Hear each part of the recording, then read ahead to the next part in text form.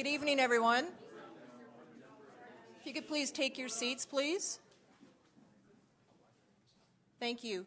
I would like to call the Committee of the Whole meeting of April 7th to order and ask Council for approval of the agenda with inclusion of the supplementary materials. Moved by Councillor Parkinson. Any questions? All those in favor? Opposed? Carried unanimously. Okay, thank you everyone for joining us here this evening. Tonight we will be receiving a presentation from Kinder Morgan Canada. But before we get into that, I'd just like to give everyone a bit of a background as to how we arrived at this meeting today. Some of you may recall back in January 9th, 2012, Council had unanimously supported a letter from our previous Mayor Wendell Milne to the Minister of Environment with a CC to the Prime Minister's office stating opposition to increased tanker traffic.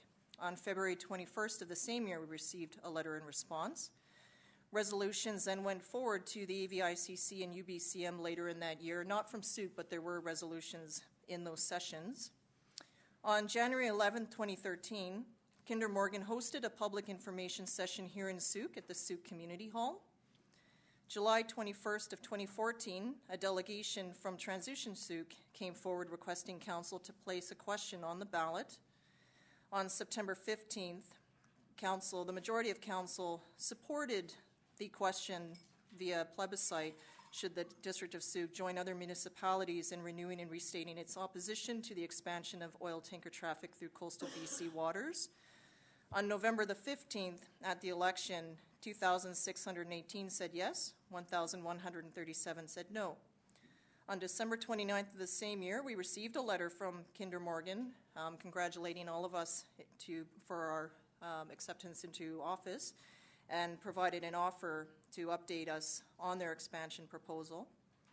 On January 26th, this Council reviewed all the materials and then majority of Council approved both an updated letter to the Minister of the Environment and approved a resolution to the AVICC, the Association of Vancouver Island Coastal Communities, which is occurring this coming weekend in Courtenay. Majority of Council will be attending the convention, the conference, and we've received note that the AVICC executive has endorsed the resolution. In that time period, our staff have responded to the offer of a presentation, which leads us here to tonight. So the purpose of this meeting is to receive an informational update from representatives of Kinder Morgan on their proposed projects, and there will be an opportunity for Council to ask questions. Following the presentation, our guests are willing to field questions from the audience, but this is a presentation to Council, so I do ask that when you come forward with any question or comments, that you do press the button on the microphone, state your name and address for the record. The questions or comments should be directed to myself and to the committee, and then they will be passed on to our guests. And we'll go from there. There will be roughly 2 minutes per speaker, and we just ask that if you can keep your comments within that time period or less, so that we can field as many questions or comments as possible. So are there any questions from Council on this? Okay. So on that note, I'd like to thank Kinder Morgan for joining us here in Sooke today. Today, as I understand, we'll be receiving a presentation from Mr. Michael Davies, who is the Director for Marine Development. Mr. Davies, if you could, please come forward, please, and there's the microphone, and we look forward to the PowerPoint. Thank you. All right, that's working so far. So thank you for your interest and the opportunity to come and speak to you, and thanks for everyone else who's come to spend some time to learn more about the project, and I assume share their issues and concerns. See if I can get this all to work. So I have a few slides here to provide some background on the project, to talk a little bit about the regulatory timeline, and then the focus in the last part of it is about the marine aspects of the project, which is what I assume is of most interest locally. But I can do my best to field questions about any other part of the project that you might have. The Trans Mountain Pipeline System was built in 1953, largely out of Cold War energy concerns for fuel supply on the West Coast. It moves a broad range of petroleum from Edmonton to the West Coast. And you can see on the little circle chart there the distribution of where we deliver to. So we receive gasoline, diesel, light crude oil, heavy crude oil in Edmonton, and it's moved in batches through the pipeline. We deliver refined products, so gasoline and diesel, into Kamloops. The pipeline carries on to Sumas and Abbotsford, and there's a branch that feeds the four large refineries in Washington State, near Cherry Point and Anacortes. And you can see on the graph there, we provide about 50% of the capacity goes to them. They only take about a quarter of their fuel from us for the refineries. More than three quarters of it is coming by tanker from Alaska. So the majority of the fuel supply that they get is from Alaska, and it's from other offshore sources. The pipeline carries on from Abbotsford to Burnaby, where we deliver refined products for use in the local market, as well as crude oil for the Chevron refinery, which is the last refinery that's operating in Vancouver. And we stage crude oil there for loading onto tankers at our Westridge dock. About 80% of the fuel supply in British Columbia, Lower Mainland, and over to Vancouver Island here as well, comes through our pipeline either as oil or as refined products that have been refined in Alberta and moved through the pipeline. And the oil is for the Chevron refinery. Today, only about 20% of the throughput on the pipeline is used to load vessels at Westridge, and those predominantly go to California. So 8 out of about 10 vessels go to California to supply that market. Maybe 1 out of 10 goes to Asia today, and the last 10% could go anywhere else in the world. But there's a fairly steady trade from the terminal to Asia. And that's sort of the pipeline as it exists today. This next slide, I apologize, it's a little hard to read, but it's a $5.4 billion project.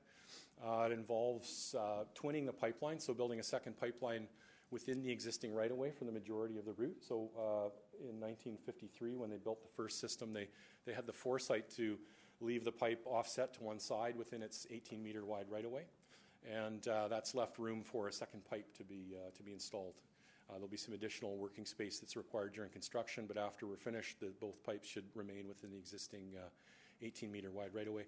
Now, there's places around in Edmonton and Kamloops, and certainly in the Lower Mainland, where there's been an awful lot of residential and other developments since the 50s. And so certainly when we get to Vancouver, we have to deviate from the existing pipeline route because it's going to be less disruptive to follow other linear corridors like highways and hydro and rail corridors to get into the Lower Mainland. There'll be more tanks in Burnaby. When you're in the Lower Mainland and you're driving on Highway 1 out to the interior and you go through Burnaby and you see Burnaby Mountain, you'll see a bunch of green tanks on the side of Burnaby Mountain. That's our Burnaby terminal. That's the terminus of the pipeline in Burnaby. And we'll be adding tanks, basically doubling the number of tanks that are there on the side of the mountain. And then about 4 kilometers away around the side of the mountain in Burrard Inlet, east of Second Narrows Bridge, is our Westridge dock. And so today we have one berth face, and the project involves knocking down that existing berth face. The dock is 60 years old now, sort of met the end of its economic life. It's probably a project we would undertake regardless of the expansion. But we will be replacing the existing single berth face with a dock that has 3 berth faces. And some infrastructure for the vessels and as well at the dock. And those are the major elements. There's a number of pump stations along the way to push the oil through the pipeline. Be developed as well. So this is the regulatory process that we're in. This timeline starts with the actual filing of the application in 2013, but as the mayor pointed out, we had sort of 2 years prior to that of consultation and environmental studies, routing studies leading up to that and informing that application. We filed that in 2013. We're now in the green box there, I guess, the April 2014 to June 2015. We're sort of coming to the end of, so we file our application with the National Energy Board. It's the primary piece of our evidence. The board is a sort of a quasi-judicial body, and they review our application. People who are affected by the project can register as interveners or commenters and ask questions to us in this process. Those are in writing. We respond to them in writing. We're just coming to the end of that intervener process. The next stage is where interveners will be able to file their own evidence for the board to consider. And there'll be rounds of questions where everybody gets to ask each other questions about that. That'll sort of culminate in the end of the early in the summer, And then in July through the fall is the phase of argument, and so that's where we will make an argument before the board about the benefits of our project and why it should proceed. And those that are concerned about it will have the opportunity to argue their point as well in front of the board. That ends the evidentiary part of the hearing process. The board would then go away from October to January. And in January, if we stay on the schedule that we're on, they would document their conclusion on it. They would be making a recommendation. Their decision on the project is a recommendation that goes to Cabinet. And then Cabinet would have, according to the timeline we're on now, they would have until April 2016 to either accept or modify the recommendations from the National Energy Board. If the project is approved, we would carry on with the detailed design of the system, the project, to prepare to begin construction late in 2016. And the construction would take from 2016 through to near the end of 2018, so the sort of September, October timeframe in 2018, which is the first, if it is approved and it's all built and we stay on track, that's the first that we would see the onset of new traffic and new throughput on the system. So that's the regulatory process. In terms of what it means on the marine side, today at our terminal we load about 5 tankers a month, and it goes up and down depending on what's happening in markets and both inland and offshore. Our pipeline is the only pipeline that connects production from Alberta, Saskatchewan, northern BC to, it's called the Western Canadian Sedimentary Basin. It's the only pipeline that connects that source of supply to tidewater. So one of the big drivers behind our project is the fact that although Canada has the 3rd largest reserves in the world of oil, unlike other countries who have large reserves, we only have one trading partner. So today we only have the ability to trade with the U.S.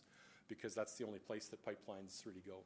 So Canada produces about 3 million barrels a day of petroleum in various forms, and 1 million of that is consumed internally in Canada, and the remaining 2 million barrels a day are exported, but we only trade with the States, and the pipelines really only go south and east into the central United States, with the exception of our pipeline, which is coming out to the west coast. What's happened over the last decade or so is that there's been an increase in production in the U.S. There's been a decrease in demand in the U.S. because of the economy was quite slow for a while, caused some demand destruction. There was demand that's gone away that probably won't come back. And in the meantime, we've seen growth offshore, and California remains an important customer as well, too. There's very little Canadian oil sold into California. And so while I've said our only trading, the pipelines all go to central, it's the central U.S. California doesn't have an oil pipeline that serves it. So California gets all its oil from offshore. They have, I should be careful there.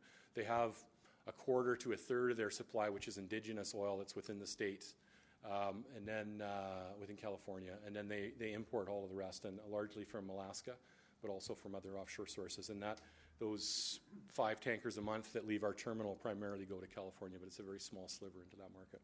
So looking forward, while we load about 5 tankers a month right now from the pipeline, the expansion will provide capacity to serve up to 34. And these are Aframax-sized tankers, so in the tanker world, it's sort of the Ford F-150 of the tanker world. There's a Panamax-sized vessel, which is narrow enough to fit through the Panama Canal. The next tanker up from that is an Aframax. It's about 265 meters long and 44 meters wide. And then after that, there's a Suezmax and a VLCC. And those larger ones, the Suezmax holds about 1 million barrels of oil, and the VLCC holds about 2 million barrels of oil. Those are too large to fit in Vancouver Harbor, and they can't access east of Second Narrows. So Aframaxes are what we serve today, and Aframax is what we would serve in the future. As well, because of some draft restrictions in the harbor, the Aframax vessels that we serve today, we can only partially load. So they only take about 85 to 90% of their capacity when they're loading there to ensure that they can make it through the Second Narrows safely. And you'll see on that slide that there's some other activity that goes on at our dock today. We receive jet fuel We operate a separate, smaller diameter pipeline system that's provincially regulated that supplies the majority of jet fuel to the airport. So we have some tanks at our dock, and we receive jet fuel there. The Chevron refinery is the other large source of jet fuel, and it's piped across the Lower Mainland. So there's some barge traffic for jet fuel, and that stays the same. And then we also, today, we load a couple barges a month of crude oil that goes from our terminal down to Washington State. Again, there's a third refinery at the head of Puget Sound that's not pipeline connected. It's quite a small one, and they get some of their supply from us through the pipeline. You can see in the inset table there, and then you look at the numbers there. I didn't finish off the graphics of the tankers there. Today, we represent about 2% of the total traffic in Port Metro Vancouver. With the expansion going from 5 ships a month to 34, we would represent about 7% of the total traffic in the port.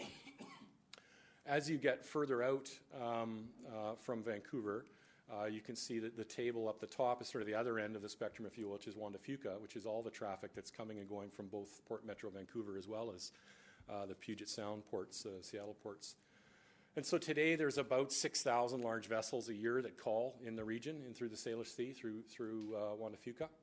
About 600 of those vessels are tankers, and only about 60 of those 600 are vessels that are calling at Westridge. Today we represent about 1% of the sort of the total traffic in that region. If the expansion proceeds, the total number of tankers from our project would increase by about 350 to about 400, but it would still be about half of the total tanker traffic in the region. So today we're only about 10%. We would go to a little less than 50% of the total tanker traffic in the region. And we'd still only be about 6% of the large vessel traffic in the region. So while it's a large increase in terms of tankers, certainly east of Second Narrows, it's almost 7 times. It is a smaller percent change in terms of the existing tanker traffic in the region. And that the 600 or so tankers that are calling today, 500 and change after you subtract ours, those are vessels that are largely calling at the 4 refineries in Washington State. So they bring oil from Alaska down the west coast and in through Juan de Fuca to Puget Sound, to those 4 large refineries. And the point with all of this is partly, too, is that our project represents a change in marine traffic, but the size of the vessels that isn't changing. The type of material that's being transported isn't changing. What we largely move today out of through the pipeline, about 25-30% of what we move in the pipeline today is heavy oil in the form of diluted bitumen, but that's the majority of that is loaded onto tankers and exported. And so it's that same product is what we expect to be moving for the expansion. So it's the same size vessels, the same type of vessels, the same product, and it's moving through the same well-established waterway. What the project changes is the probability of an accident happening because of the increased traffic. And I'll talk a little about that a bit more as we go through the slides and the risk assessment work that we've done. I think that covers everything there. This slide shows the traffic separation scheme that's in place today. This is what all large vessels use when they're calling into the Canada or Washington State ports. The heavy blue lines is the two-way traffic system that's would be used by our tankers and certainly used by the traffic calling in Vancouver Harbour. The lighter blue, if you can see it into the San Juans and Puget Sound, is the same kind of thing. It's just not highlighted in the same way. So there's a well-established traffic scheme that the vessels use. And I'll just take this slide for a moment to explain the kind of regulatory oversight and the tanker safety system that's in place today. So, we are not unique here in terms of our concern about tankers and our high value that we put on the environment and concern about spills. It's the same everywhere else in the world where things are run responsibly. So we're not unique here because of that. The tanker safety regime that's in place in Canada, it starts with under the Canada Shipping Act. The Canada Shipping Act adopts regulations that are set by the International Maritime Organization, which is a group under the United Nations that establishes safety requirements for vessels worldwide. Those are adopted into our Canada Shipping Act. The vessel owners, people that build a vessel have it inspected, and they're concerned. They have liabilities. They want to make sure that it's well constructed, so they have their vessels inspected.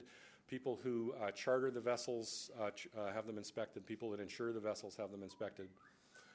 And then the people that charter the vessels to come pick up the oil that would move from our pipeline, they'll have an inspection program as well too. And if I haven't already pointed it out, our role in the petroleum industry is we're sort of it's akin to being the FedEx of the energy business. So we don't produce oil and we don't refine gasoline. So we don't grow the wheat and we don't bake the bread. Our job is the safe transportation of petroleum.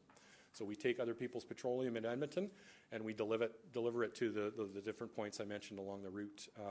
And for people who want their oil delivered to Westridge, they propose the ship that they would like to have come pick it up.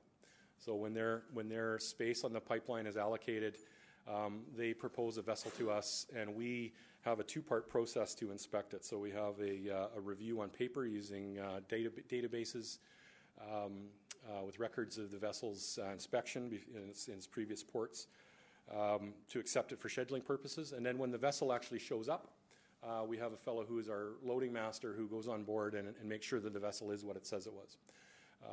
We have an age limitation on tankers, and where there's some very well-established industry standards that we use to inspect the vessels.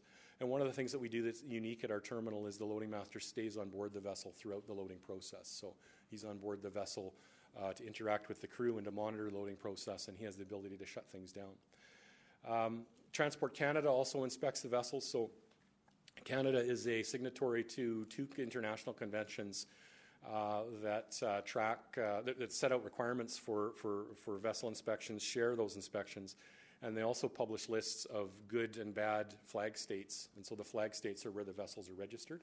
And with that registry comes another inspection regime. So if the vessel's registered in the U.S. or some other country, there's an inspection regime that goes along with that.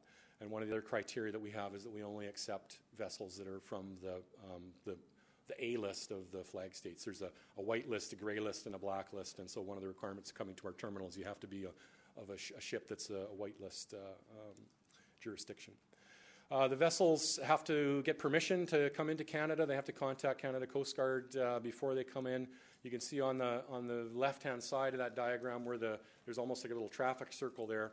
That's where the vessels are assembled in the traffic scheme by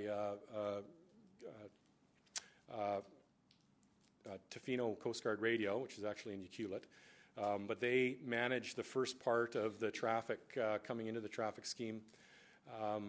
They have radar and a thing called AIS, which is a beacon that the vessels send out. This is all ships, not just tankers, but who I am and what my GPS position is and where I'm going. And so they can track them electronically that way as well, too. The vessels get handed off to Seattle Traffic Service, which is run by the U.S. Coast Guard, for the Juan de Fuca section of the passage. They're monitored in Seattle. And then when they head up north towards Race Rocks and Victoria, they go back to Victoria Coast Guard Radio, who manages the traffic scheme up to Vancouver Harbour. When the vessels arrive at Victoria, they pick up a pilot. So there's a pilot on board who's responsible for the safe conduct of the vessel in Canadian waters. They proceed into Vancouver Harbour. The anchorages for our terminal are east of Second Narrows. There's 4 anchorages that are established, and we'll be adding some more berth faces. So we'll have not a large effect on anchorage requirements. The vessel's loaded, as I said. We have the loading master who inspects that. There's a boom around the tanker when it's being loaded in case there's any sort of upset or a spill. When the vessel is finished loading, one of the things that's unique in our regime here in Canada is we have two pilots that are on board the bridge of the tanker. So one's there, as I said, to provide navigation advice and ensure the safe conduct of the vessel. The second pilot is there to monitor and make sure that what the first pilot's asked for is actually happening. So he's standing at the back of the bridge monitoring the rudder and the engine and those sorts of things. So two pilots on board the vessel for its passage out, and then there's a requirement for tug escorts. There's 2 tugs that are attached to the stern of the vessel through Vancouver Harbour. It's on its own till it gets to Boundary Pass. and there's a single tug attached to the vessel through Boundary Pass and Harrow Strait. And today the tug escorts end, and the pilots get off at Victoria, and the vessel carries on out through Strait of Juan de Fuca. I think that sort of covers the major parts of the regime. Oh, I know, the last thing is there's an organization called Western Canada Marine Response Corporation. And so under the Canada Shipping Act, any large vessel, whether it's a tanker, a container, just a bulk carrier, any vessel over 300 tons has to have an arrangement contract with WCMRC before they're allowed into Canada. It's a requirement under the Canada Shipping Act. And WCMRC is funded by a toll on petroleum loaded. So the people that use our dock pay a fee that provides the funding for WCMRC to provide standby spill response capacity on the west coast of Canada. And that capacity is not just for tankers, it's for all vessels. So as I said, any large vessel that comes to Canada has to have arrangement with them, and they are the Transport Canada certified responder to oil spills. And that covers the majority of the tanker safety things. If I've missed something, I'll try to cover it in the questions later on. Our application to the National Energy Board it was about 15,000 pages long. There's a lot of information there. It can be difficult to go through. Part of it, Volume 8, is the marine aspects of the expansion. And a large part of that is the material that we submitted to Transport Canada as sort of a subset of our regulatory review, which is called the term pull process. And that's where a proponent like us conducts a prescribed set of studies and submits them to Transport Canada for review. And Transport Canada then strikes a panel of the federal family. So there's DFO and Environment Canada and the port and the pilots and others that review that material. And then they publish a report. And the focus of this review is on the adequacy of existing regulation and infrastructure to accommodate what's proposed. And all of that material was included in our application, and it's included in the scope of the National Energy Board's review. So although our facilities end at the Westridge Dock, our strict regulatory obligations end at the loading flange. We are very involved in the marine community, and we're very concerned that this part of the project is done well as well. But the NEB review considers in its scope the effects of the increase in marine traffic. So it's not just the ongoing operations and the increase in tanker traffic, but also the potential for spills and their consequences. So that material is included in Volume 8 of our application. A cornerstone of that is a quantitative risk assessment that we did. We conducted a hazard assessment of the route. We prepared traffic forecasts that looked at what the traffic would be like in 2018. From that, the probability of accidents that could cause an oil spill is calculated, and also an assessment of the design vessel. So that modern Aframax tanker that we'd be calling there's a damage simulation done to that to determine a realistic amount of oil that could potentially be spilled from that. All of that information was then used to do spill modeling. So based on hazards and high consequence areas along the route, there was a number of locations that were picked and oil simulations done. And in this case, they're stochastic, which is kind of a probabilistic approach. But the idea is there's a local firm in Vancouver that has a very sophisticated hydrodynamic model of winds and tides for the region. They would simulate an oil spill at time zero at the given location and run that for 10 days to figure out where the oil would go without any intervention, just where the oil would go. And then they would start again 3 hours later and run that spill at the same spot for another 10 days. And the mapping that's included in the application is a compilation of all those spills, so it shows a sort of probability of where oil could go if there was a spill. And that information was used in our socioeconomic assessment as part of the discussion about the potential for oil spills, the potential consequences and impacts of them. And then coming out of that, we asked the group that was doing this work for us. What happens is not unexpectedly with the increase in traffic, although the numbers are very small, there's an increase in the potential for an accident that could cause an oil spill. And so we said, what could be done to offset that increase in probability from the traffic? And so what was the main things that were proposed out of that there's two large recommendations that come out of all of this work that are put forward with the project, and one of them is an increase in tug escorts, which is one of the last slides I have here, and the other one is an enhancement of this existing oil spill response regime. I'll talk about the tugboats and the preventative measures second, but when we did the consultation for the project, one of the things that we heard quite clearly and regularly was that although WC Marcy does a very good job of what they're asked to do in terms of spill response preparedness, the planning standards that they work under were thought to be inadequate. So today the planning standard, the maximum tier for oil spill response capacity is 10,000 tons. WC Marcy has capacity probably more than double that, almost 2.5 times that. But the standard that they work under, that they're measured by Transport Canada, is only 10,000 tons. And the other piece of it was that under the current planning standards, the organization is allowed 72 hours to cascade in equipment in the event of a spill. This is a major spill, so they have 72 hours to cascade down equipment outside the port. In the port, there's some other time restrictions, but outside of it, it was up to 72 hours. Now, they would normally take far less than that to do it, but that's the standard they were being held to, and there was concern whether that was adequate or not. So when we did all that risk assessment work and the modeling, we also gave all of that to WC Marcy and asked them to recommend a tier over and above what's in place today. So there's 4 tiers of capacity. They're a top tier, they're a 4th tier organization, but we asked them to design a 5th tier. And that 5th tier would be result in a doubling of the response capacity, so the 20,000 tons. And that reflects the amount of oil you could realistically get out of a fully laden Aframax tanker, and those are the size vessels that are calling into the refineries in Washington State. Our vessels, the credible worst case scenario is about 1,500 metric tons, so a little smaller than that because they're not fully loaded. The second piece of it was a reduction in the response time, so taking the 72 hours and cutting that into 36 hours. And then the creation of a new concept which doesn't exist in the regulations today, but a 6-hour response time to get an initial package to the casualty and to begin containment of a spill.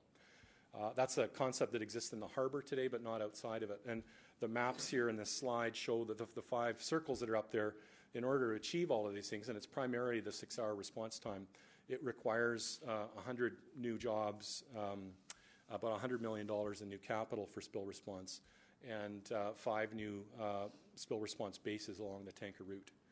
And so there would be one in the Nanaimo area, one in around Deltaport, one in the Sydney area, and then one in this Souk area here, and one in Ucluelet, the Ucluelet area. And so WC Marcy is working today on refinement of, what's in our application is a commitment to those that 5th tier of response capacity.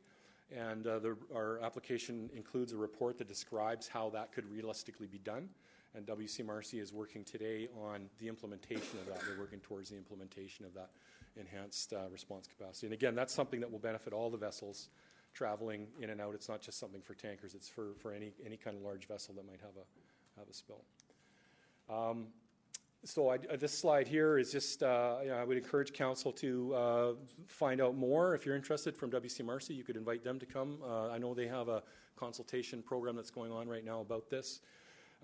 But the plan for that base here locally, it would be something that would probably have 10 to 12 jobs, be a small warehouse with booms and spill response equipment stored in it, and probably some vessels here. Because we're on the West Coast, they'd 65-foot or a 90-foot vessel, and some ancillary vessels as well too.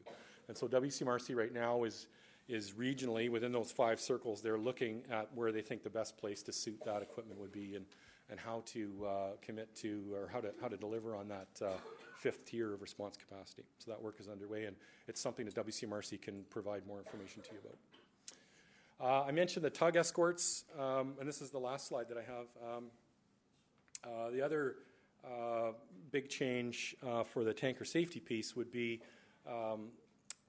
implementing or augmenting the existing tug escort process. So if you look at the map on the top right, there's a requirement for 2 large tugs tethered to the stern of the vessel, one on the bow, to take it through Vancouver Harbour out to English Bay, and then the vessel would be on its own. So the dark purple, sorry, here is the tethered tugs, and the light blue is the tug and accompaniment escort.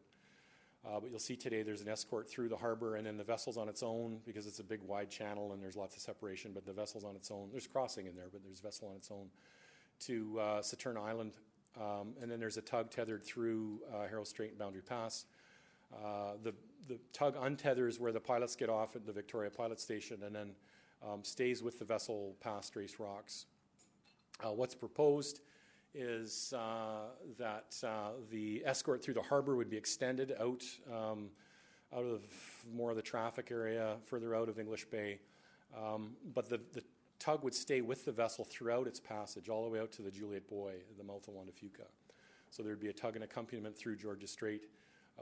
The tug escort through Boundary Pass and Harrow Strait would be, the tethered tug escort would be extended past Race Rocks. And the pilots actually will also stay on board to a new disembarkation point, and this would be just for oil tankers past Race Rocks. And they're working to determine exactly where that's going to be. But they would stay on. If I went back to that, I'll do that very quickly.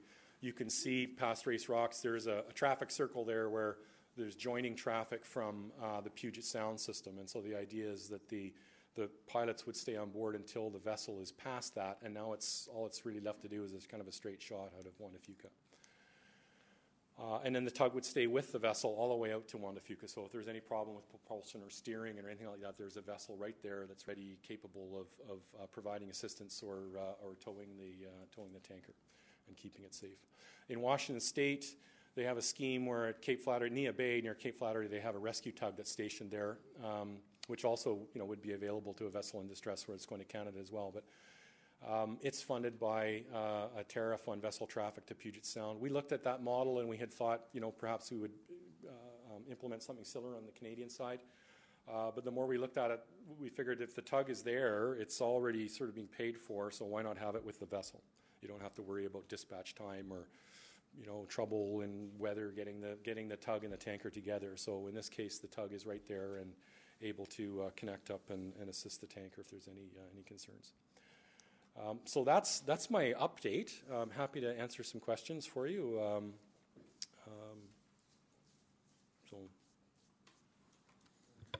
Excellent. Thank you very much for the presentation. You're welcome. The PowerPoint will be available on the district's website, so if anyone is interested in viewing it in closer detail, you can go on to our website under today's agenda. So a couple of questions that I had based on your presentation here tonight. In terms of the numbers earlier, when you spoke about the existing being the 60 tankers and potentially out of 600 total in the area, but it would increase to 350 or 400, and then you said that I think 7% or so, but wouldn't the two together be closer to 1,000 tankers? Yeah, so I may not have been clear there. The numbers there, it shows that Trans Mountain tankers would make up 408 of about 1,000 in total. Oh, I see. Yeah, so today there's about 600. You'd add 400 to that, you'd get 1,000. We'd be a little less than 50% of the total tanker traffic would be tankers from our project. Okay. In terms of what the various pipelines carry, would all of the expansion then be just diluted bitumen, or would it include refined products as well? The refined products market is not growing substantially, so it's the regional motor fuel market in the Lower Mainland. It grows with the rate of the economy. It's like any other sort of energy infrastructure. The bulk of production out of Alberta is bitumen-based products, so that's either bitumen that's been refined and turned into gasoline, which some of the gasoline that we moved today came from, some that might be in your car is from diluted bitumen. There's light oil that's being produced, but the bulk of growth in Alberta is from, as I say, bitumen-based products. Some of that will be refined and upgraded in Alberta, and some of it will leave in the form of diluted bitumen, which is where you've taken the bitumen out of the ground, which is sort of heavy oil and sand and water stuck together. It's either mined or extracted in other ways. The material is agitated or heated to get the water and the sand away from it.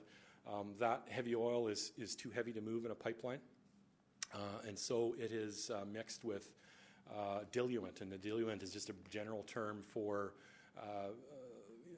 a lighter oil, and so that's often in the form of condensate. So when you drill a natural gas well, you get methane, mostly methane out, but you get some other, propane and other things. But you'll also get some liquids, which are kind of like unrefined gasoline. It's like Coleman camp fuel, naphthic sort of liquids that come out.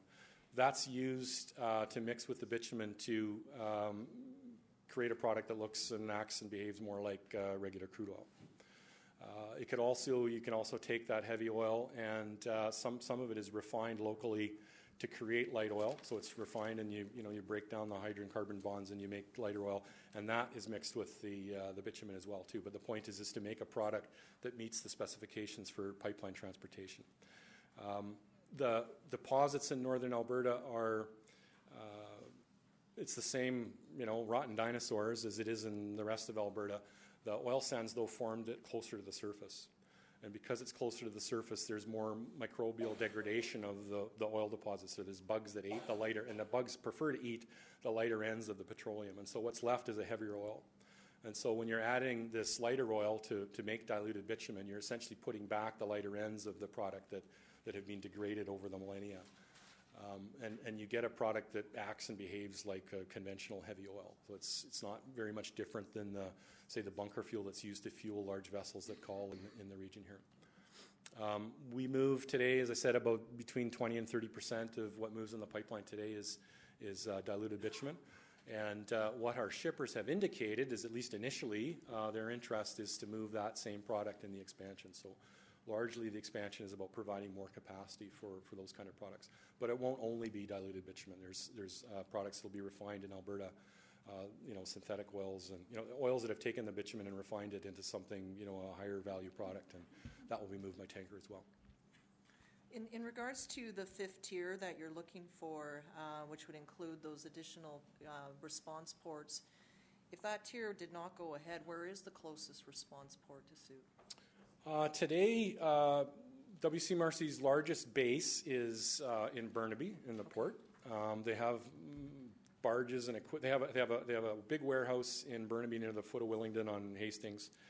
It's on the old Shell refinery property. They have barges and other response equipment around the port. They have caches of equipment all up and down the coast. There's some in Nanaimo Harbor.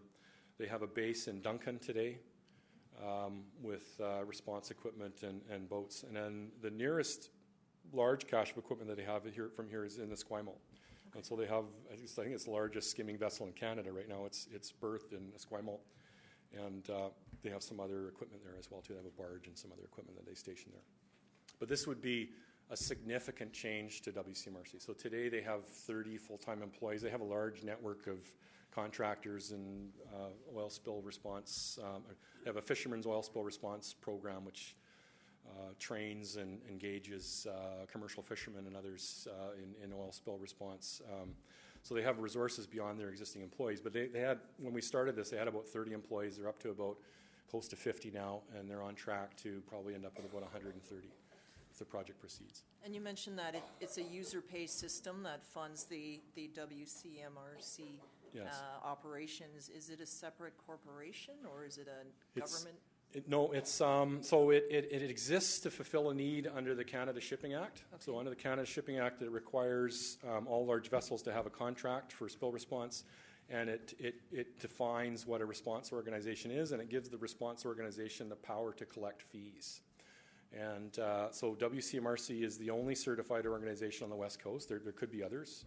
Another approach we could have taken with this project is to kind of build our own, but it seemed inefficient. So our principle is sort of expand within the existing regime.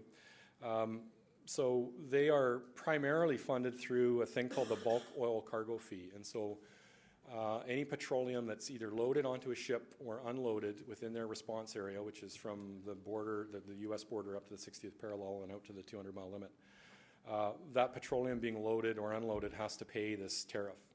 And it presents that reflects about 90% of the revenue. And those revenues are used to maintain the employees and the equipment and the response capacity that they have today. And that same model would be used to expand to provide the enhancements that I talked about earlier. Last week, I received a press release from a number of different mayors in the area, including Victoria and Burnaby, whereby they've intensified their request to the federal government to put the entire project on hold until the National Energy Board addresses some deficiencies in the review process. Do you have any comment on that?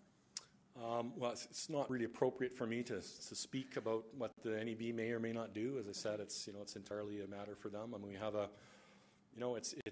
I've had the opportunity in my business career to travel a little bit, and I'm always happy to come back to Canada. We have we have this kind of forum, we have this kind of process for projects like this for people to express their concerns and to have a full hearing of all the issues, and then to try to determine what's in the public interest. And what we're going through today is that. If the NEB is the primary body, but where there's concerns about what the NEB does or does not do, there's also an avenue to appeal and seek seek changes to that. And I expect that's what's proceeding. What you're referring to there. Okay. So. And then lastly, before I go to council, the CBC released in February that the response, the full emergency response plan was not available. However, a similar request made out of Washington, a more non-redacted or full version was made available. Can you comment as to... Yeah, I'd be happy to talk about that. Why that occurred? It's the subject of much discussion. So through the regulatory process, I'm trying to think of where to start. We were asked by some of the interveners to provide copies of our existing emergency plans. And so the first thing is it's not in scope for the hearing because it's about our existing operations. And so the NEB has defined the scope of the project to be about the new facilities, not the business that we're in today. They already have regulations and oversight and audits and everything of all of that, and it's not something that needs to be covered in the hearing. That said, we weren't necessarily opposed to providing them. It is an unusual thing in a process like this to provide plans for an existing system. The concern is that we operate critical infrastructure. So the fuel in your car and the fuel that our civil society runs on is in the local region here is provided largely from our pipeline system. And so it's, there's some, along with that comes some obligations, I guess, in terms of in this case around emergency planning is about appropriate sharing of that information. So our plans are, they're submitted to the NEB. They're developed and maintained according to rules set by the NEB. They're shared with public safety agencies all along our pipeline. We do exercises with them, and in those exercises we share all the details of our plans. This request, though, is a little bit different. It's a public forum where this stuff is put on the internet and all published for everyone to see.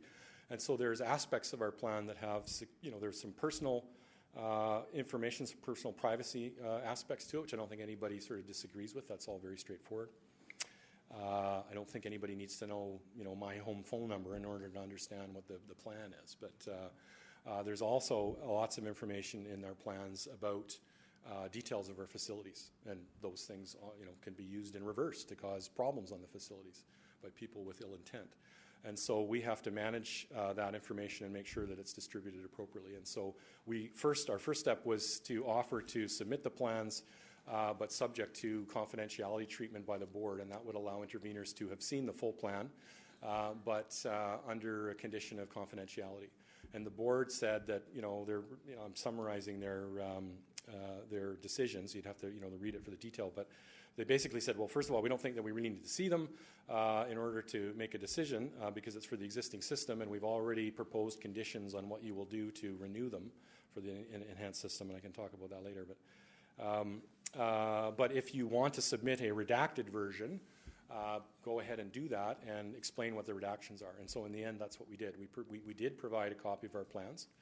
However, there was information that was redacted. And we filed that with the board. And then we were criticized on a couple of counts. I mean, first of all, the focus very quickly seemed to become about what we didn't provide, not the wealth of information that we did provide. The aspects that we didn't provide were information about, our fire plans, details about where valves are and things like that, and geographically specific information about where equipment is and some of our response locations where we would respond to intercept oil and things like that. So that's the kind of the history that got us filing the plan. So we did file the plans, but there was what I believe is appropriate information held back from a public filing. In Washington State, we operate that pipeline that goes down and feeds the 4 refineries in Washington State. And there, both federally and in the state level of government, there is a very well-established process for filing the plans with the regulators, and it was the regulators themselves that actually then post copies or redacted versions of the plans online. And so our plan for Puget Sound, first of all, is in a slightly different format because of different regulations and because it's a much smaller system down there. So there's some information in those plans that don't exist in our Canadian plan. And then secondly, there's the 2 agencies that had posted versions. One was PHMSA, which is sort of the U.S. equivalent of the NEB. And they posted a version that had redactions done on a very similar principle to what we did. And so there's some more detail in terms of some of the locations where one might go and respond to intercept oil in a river or something down there. But essentially, it's the same information was redacted. And then subsequent to that, Washington State has a requirement where if we make any significant changes to the plan, they post it for a comment period. And we had changed our response contractor, and that triggered this review process. And so our plan was published down there again. And again, it was done with the same redactions, but in this case, we didn't redact the names of some of the contractors because that's what the consultation was all about. And so it seemed a bit, would otherwise sort of undermine their process. So I think the big differences is that in Canada, we don't yet at the moment have a process for sharing the details of plans publicly. So there are some Public Safety Canada guidelines. They're used internally within the government for sharing security-sensitive information, and we tried to follow those principles. But there is no provincial requirement or no federal requirement for the publishing and posting of response plans.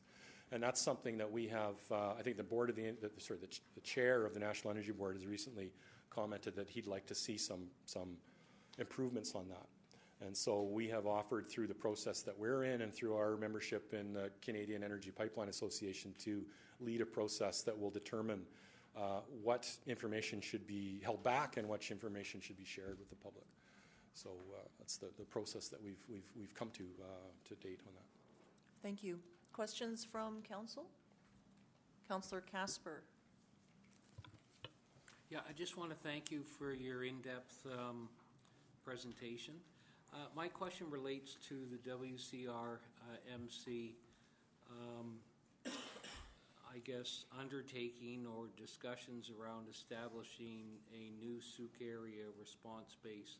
How did that come about? Is that was that decision made, or is that decision being made as a result of public comments that happened in 2012 and after that period of time when there was that open house? I think largely it is, yeah.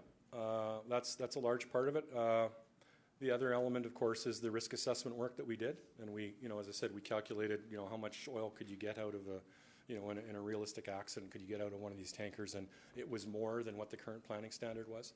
But that was going on, through the open house process. As I said, we heard largely or widely from people concerns about response capacity.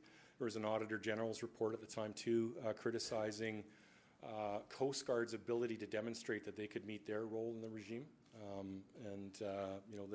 understand there's work underway in Coast Guard as well too to address those concerns.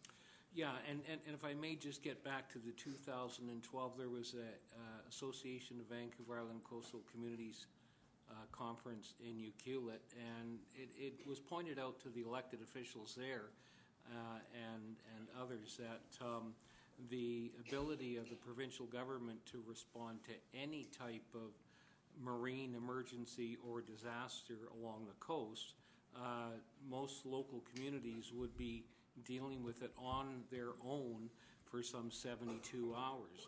That came directly from the provincial government officials dealing with emergencies of that type.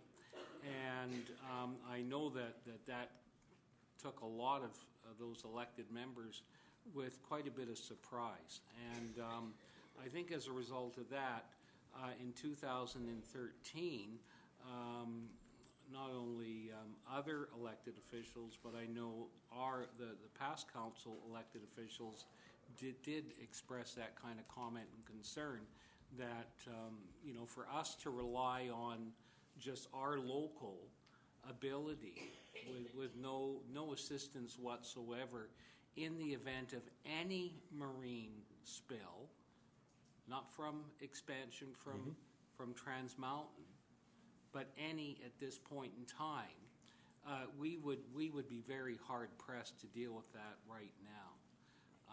I just want to ask you one last question in relation to your either direct or indirect involvement in encouraging that group or that entity to actually think along those lines. Were you actively involved or not involved, or is this something that they came on their own? Well, we're part owners of WCMRC. So as I say, it's maybe I covered this already or not, but there's 5 petroleum terminals in Vancouver Harbour. There's the Trans Mountain Terminal, there's Shell, Suncor, Chevron, and Imperial. And we formed the organization as Burrard Clean back in the 70s. And it has evolved today into the post-Exxon Valdez world of spills and regulations and response capacity to be what it is now. So we're actively involved with WCMRC just as a shareholder and making sure that our business doesn't work properly if they're not doing their job. We were involved in conducting this risk assessment and then working with them to, we wanted to make sure that 5th tier addressed what we had heard through the consultation process that we'd done, and that it was, that it would be structured and sustainable. So we were quite involved in it, although we're not experts in a lot of these areas, and so we've engaged people that are and spend their careers working on this sort of thing, and WCMRC is one example of that. Just to go back to your comments about the AVICC presentations, and I was there for that one in 2012 that you mentioned, and one of the things that I recall from the presentation was that there was no mention of WCMRC in that. There was a discussion of the province's capability to respond to spills, the fact they respond to, I think it's like 3,500 spills a year, but many of these things are, drug labs that are dumped at the end of logging roads and things like that. I mean, they're not large marine spills. But there was no recognition of WCMRC nor the funding and the capacity that they have today, let alone what would come with the project as well. So, and the other thing that WCMRC I think has done as well is responding to all the. There's been a lot of attention about West Coast pipelines and energy projects in BC, and because of that, they I think have stepped up their game, and they now have a community engagement person and a First Nations engagement person, and they're doing I think a better job of making sure people understand who they are, because it's another thing that I've found is many communities don't know who they are. We're surprised to understand that there is an organization and they wouldn't be left on their own if there is an oil spill. So, thank you. Other questions from Council? Councillor Ray? Thank you. And again, just to say thank you for coming tonight and presenting. A couple of questions I have relates to the current status of the response ability. And one of them is around the U.S. What they have in place today, if there was an accident or a spill in the Strait of Juan de Fuca, does the U.S. provide a service that would be responsive and be able to take care of it, or is it not at a substandard level? No, I think they have a good regime down there. They have lots of capacity. They have a lot more industry down there, and they have lots of capacity. One of the biggest differences between the Canadian regime and the U.S. regime that I've observed is that in the U.S., it's the dock operator or the tanker operator that has to have the plan and has to demonstrate that they have the capacity to fulfill the plan. And so every different organization down there has to have a plan, it has to be audited, and they have to demonstrate, how spill response would be conducted. The difference, and so they're called the plan holder. So it's the person who's operating whatever it is that causes a potential for a spill has to have a plan. And so you have this myriad of different plan holders down there, and you have a few contractors that provide the capacity for all of those plan holders. And the difference in Canada is there's essentially one plan holder, it's WCMRC. And so that one organization is responsible for the planning as well as having the capacity and providing the response. One of the other things that WCMRC is doing as well, in part because of the project well, it's being accelerated. We're helping fund accelerating it, is updating their geographic response plans. So they have specific, plans for specific areas along the coast. A lot of the stuff was developed in the 90s in the sort of the post-Exxon Valdez world.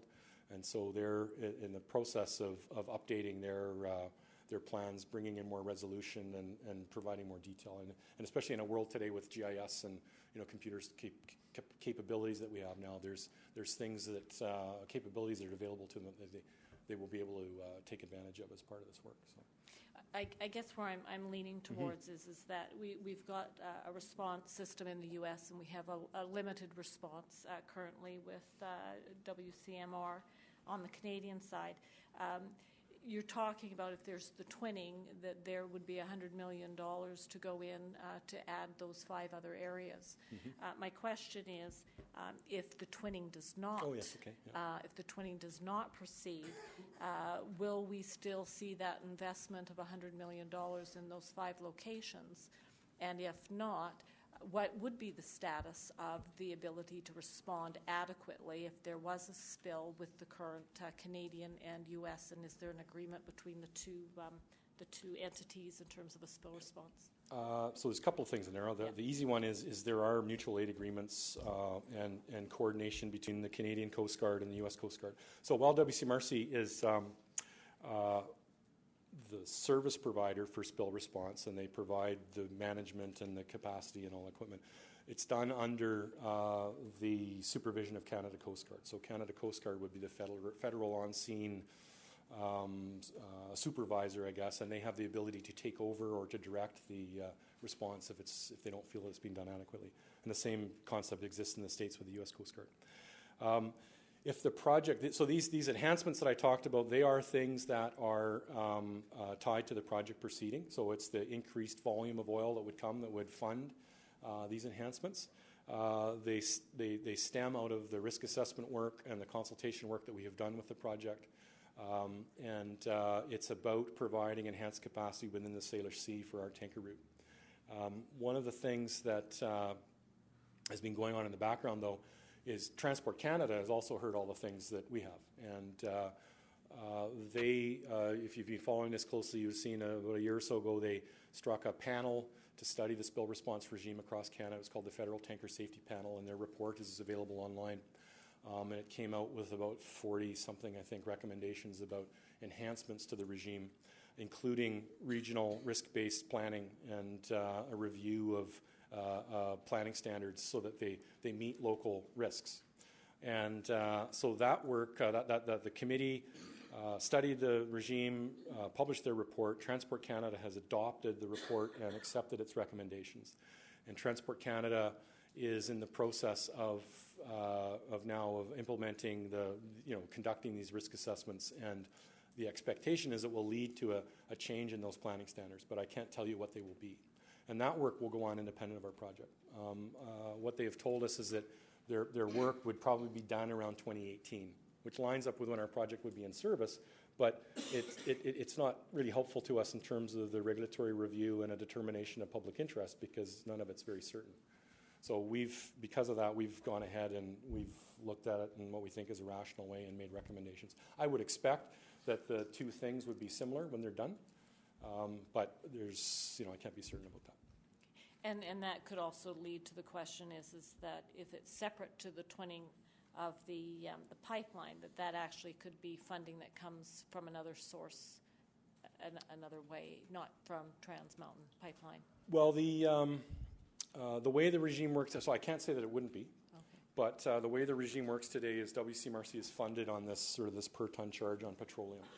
And so in the absence of additional volumes to charge that over, if they had higher expenditures to meet new planning standards, that fee would be higher. And today, if you look at their source of revenue, as I say, it's charged on a per unit basis. About half of the petroleum that comes, it moves out of the province, which is pretty much all out of Vancouver Harbour. About half of it is petroleum from our terminal, so we pay about half, or our shippers pay about half the cost. And the rest of it is on products that are moved back and forth from the Lower Mainland to Vancouver Island. So that's motor fuel, being shipped over here, or bunker fuel for ships, or diesel, or things like that. And I also had another question, sorry. In turn, I guess one of the things I also turned my mind to is if the pipeline wasn't twinned, could we possibly see that fuel or that product come by rail? I can't say that you wouldn't. As a rail is, compared to a pipeline, is a much more expedient way to move oil. If you have the railway tracks already, and all you need is a terminal at either end, and some of those exist already, so you don't have to go through a 5-year regulatory and construction process in order to provide more capacity by rail. Rail, I think, in the long run, is more expensive.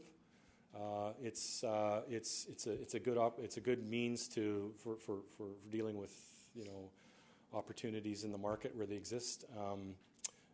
You can redeploy the cars, I suppose, if markets change. But it's more energy intensive because you have to take all that steel and move it over the mountain with the product in it, and you have to bring all those cars back again. So it has low capital costs and high operating costs, where pipelines are the other way around. So for a secure, long-term, safe transportation system, what you see is people build pipelines.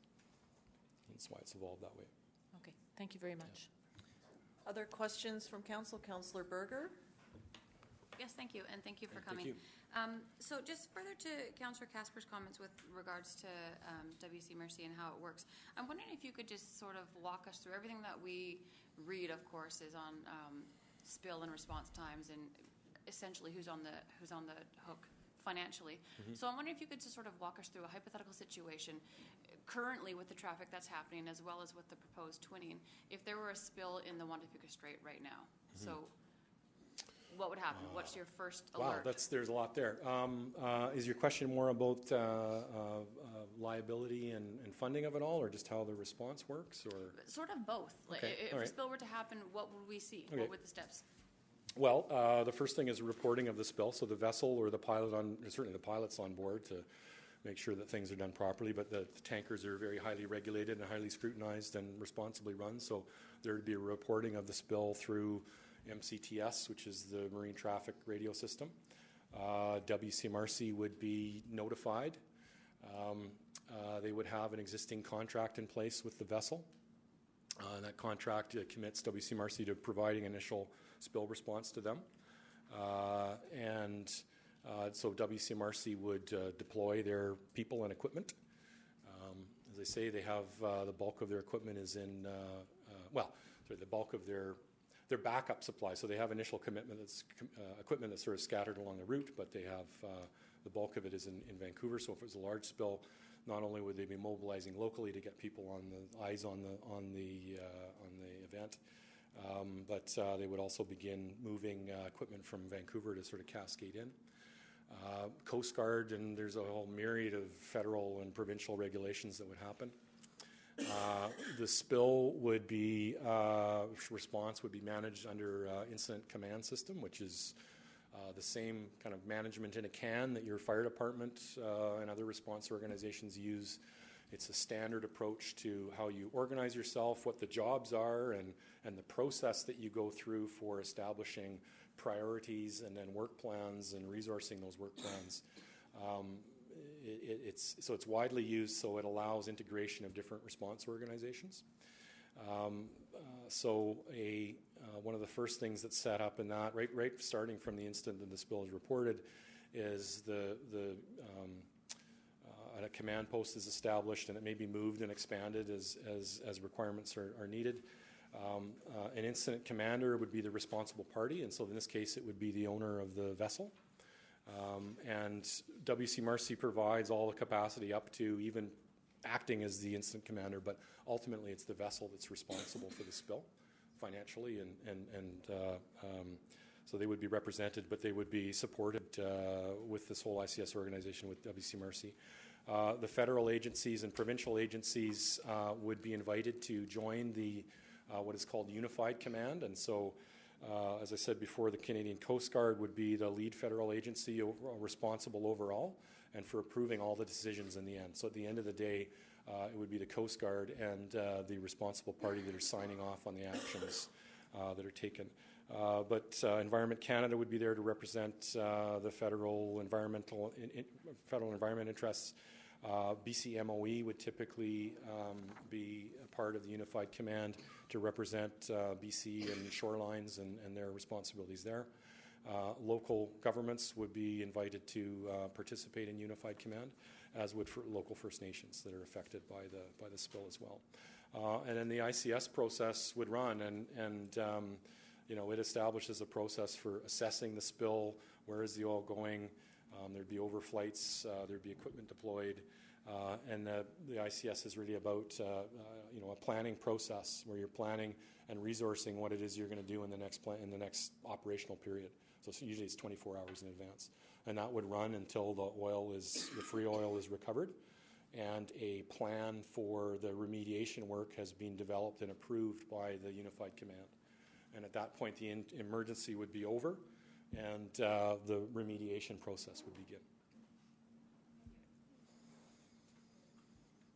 Other questions from council? All right. Councillor Logans. Thanks for coming today. You're welcome. You mentioned earlier that local fishermen would be trained in spill response. Is that true? Yeah, so one of the programs that WCMRC runs is called their Faucet program, and it's typical, all around North America, but certainly on the West Coast. And it's a program for people with appropriate boats. It's usually aluminum boats, seiners, that sort of thing. There's lots of deck space on the back. They have a drum that can, it can be replaced with a drum for a boom, or you can wind boom up on the seiner drum. You've got people that are familiar with local waters and often have really important local knowledge about tides and currents and things like that. And so they run a program to provide training to people that want to volunteer for that or want to participate in that. And I think there's often some funding as well too, if not just for the training. Sometimes there's funding for other aspects. That's good, because they'll probably be out of work. That's all. Other questions from councillors? All right, thank you very much for the presentation. It's currently about 10 after 8. Yeah. Are you able to stay to field Yeah, some we can queries? answer a few more questions. I mean, we can't stay for hours, but I'm happy. I know all these people have come. I imagine some of you have questions you want to ask or things that want to be said, so Okay. don't want to necessarily cut that short.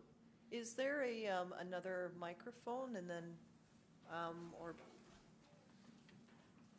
then perhaps, because then the public could come up to the, or if you're, Yeah, I mean, I don't good know what idea, the- actually, if you're comfortable sitting next to our CAO, Mr. Howie there, he's a friendly He looks like a friendly man, gentleman. sure. Then you could have a seat there, and then that'll leave the podium open. Okay, thank you. At this time, I'd like to invite any members of the public, if you have any questions or answers, if you could please just approach the mic. I will be timing you, so just in the essence of moving on, what I'll do here is just sort of a countdown from 2 minutes. At about the 1.5 minute mark, I'll give you a little bit of a wave, and then so you can just sort of wind it up. And I'm not doing that to be rude, it's just so that we can field as many questions or comments in the time remaining. So if you could push this button? Actually, Is it it's on? on. With the red lights on, you're good to go. You just need to state your name and address for the record. And Sinclair it's all Phillips, yours. 1911 Murray Road. I'll be quick. I had some questions I wanted to ask, but there won't be enough time. So one question I was going to ask is, what is the traditional name of this coast? I've just finished reading the Captain George Nicholson book on the history of Vancouver Island. We have two traditional names here. One is the Shipwreck Coast, and the other one is the Graveyard of the Pacific.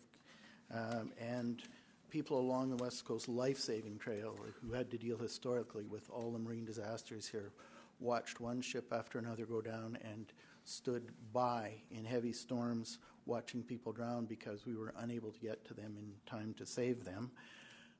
The name Souk comes from Stickleback, and in 1956 this wasn't dilbit, wasn't like bitumen, But it was a spill, and it killed all of our stickleback fish that we got our name from. And within a day, there were ducks dying in Duncan from the pentachlorophenol spill. I'm sure many local people could tell us about the very destructive spills we had here in the 80s. There was a large group of people who opposed those spills.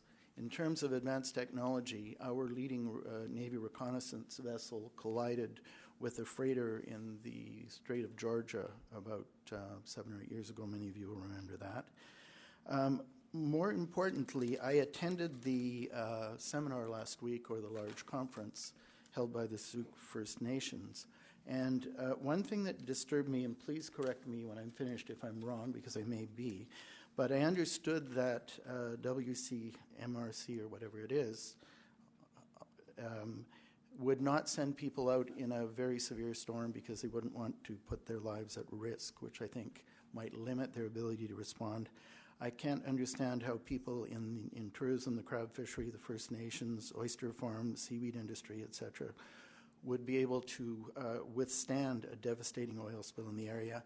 And we've already had a referendum, and the people of Tsuk spoke out, and I hope that our council will stand by the resounding rejection that we gave to increase tanker traffic down the strait. Okay. Sorry, if you could please hold the applause so that we can move through the section. Thank you. So it was a statement, but did you have a... But I did want to get an answer about severe weather conditions and endangered Okay. marine response staff. Okay, thank you, Mr. Sinclair. Any comments on response and weather? Yeah, I mean, I think there's been a lot of changes in technology since Captain Cook was here, and we have I think we have a world-leading marine safety regime that wasn't in place in those days. We have large amounts of traffic that call in the region now, and they do that safely. And I don't think there's any reason why that can't continue in the future. The comment about response windows is quite correct. It's like any other activity. If it's not safe for the people to be out there responding, they won't be on the water collecting oil. There's other things that can be done if there's limitations due to weather. But it doesn't stop the response completely, but it would hamper the ability to collect oil on the water. That's widely known. Thank you. Next speaker, please. Gail Armitage, 2345 Henlon Drive in Tsuk. I'm a little bit curious about the 36-hour new window for response time, the minimum, because it is my understanding both the Department of State and Environment Canada have concluded within 24 hours the Dilbit will sink, which means that it's going to be very difficult to clean up. And I'm wondering if the proposals for cleanup will include some sort of remedial action if in fact the Dilbit does sink within 24 hours. Thank you. Yep, that's a question that often comes up. So any petroleum that's spilled on the water starts to undergo a process that's called weathering, and it involves primarily three mechanisms. One is that some of it will begin to evaporate, some of it will dissolve into the water column, and what remains will continue to float on the surface as long as it remains more dense than the water body that it's in. The diluted bitumen that we move in the pipeline, I mentioned before, it's been blended and processed to meet our pipeline specifications. One of those things is that it has to have a maximum density of less than 0.94, which means that it floats. And so the oil, if it's spilled, will float on the surface. To address this question in particular, we conducted a trial of oil weathering of Dilbit, and we included the studies from that in our application, and it was done with regulators to come by invitation to watch the whole process. It was conducted over the course of 10 days. And we had two parts to the study. One was just a scientific sort of process about monitoring the changes in the properties of the oil as it weathered under different conditions of just being static, some moderate agitation, and some more vigorous agitation. All of that information was used for the modeling that I mentioned before. So two things out of that. One is that we didn't have any of the oil sink over the 10-day trial period, the test period. And the 10 days reflects the planning standard for the recovery of free oil for the water. So when WCMRC is planning their resources and making their plans. It's the 10 days is what's used as a standard or a guide for the time that they would get the oil recovered from the water. The other thing is the model that we used for where the oil would go is quite a sophisticated model. It includes not only just the movement of the oil on the surface of the water, but also its evaporation, and three-dimensionally too. And while that model showed that there might be times when the oil would be perhaps pulled under by tides or other things, it would remain buoyant and resurface over the time frame that they ran the model for. So it's not our expectation that the oil would sink in 24 hours. Where the weathering can be accelerated or the buoyancy can be undermined is in areas where it's washing ashore, and if it's touching things that are heavier than water and they stick to it, and it's called oil mineral aggregate formation, but you get drops of oil that are stuck to a piece of sand or something else that's heavy, and that can cause the oil to sink or submerge. And that's not something that's unique to diluted bitumen. It's something that can happen with any type of oil. Thank you. Next speaker. I'm George Butcher, 2018 Penang Road. I'm a co-owner of two companies here in Souk that are marine-based. One is Outer Coast Seaweeds, which harvests seaweeds, and the other is Seaflora Skincare Incorporated, which manufactures and distributes seaweed-based skincare products. There's a huge potential for other sustainable harvested products from our local waters. We, just to provide you with some context, we already provide employment for 12 FTEs here in Souk. I'm not tantalizing you with hundreds of millions of dollars and warehouses, but we do provide local employment, and as our local government, I'd ask that you give some consideration to helping us protect that resource and sustain our businesses. We're already concerned about vessel traffic and the potential for spills in the strait, which would cause great damage to what we're doing, and we see no reason to want to try to increase that traffic and increase the risk to our business and to our community's health and safety. If you look at, if you go through the volumes of Kinder Morgan's environmental impact assessments, you won't find any mention of seaweeds, nor kelp resources, surprisingly, because the Strait of Juan de Fuca is one of the richest biodiverse kelp areas in the world. And many of our customers, we do export to Asia. They're very concerned about quality of product, and they seek our product because of clean ocean.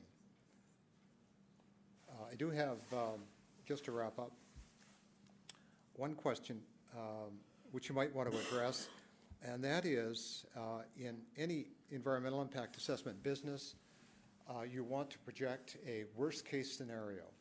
Kinder Morgan Trans Mountain did not do that for their EIA.